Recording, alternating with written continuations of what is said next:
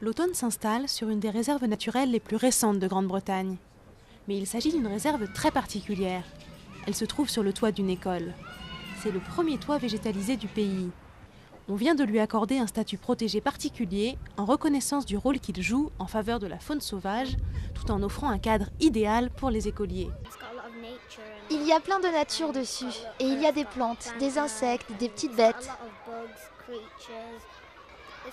C'est un bon endroit pour tous ceux qui veulent venir ici.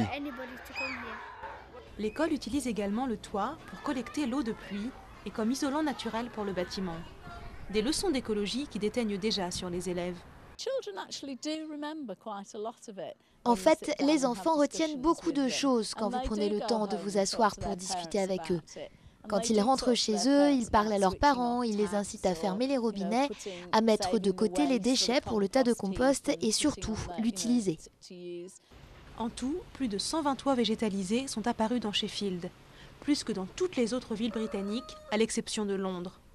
Des toits qui ont le mérite non seulement d'accroître les espaces verts dans les villes, mais surtout de réduire la chaleur émise par le bâtiment.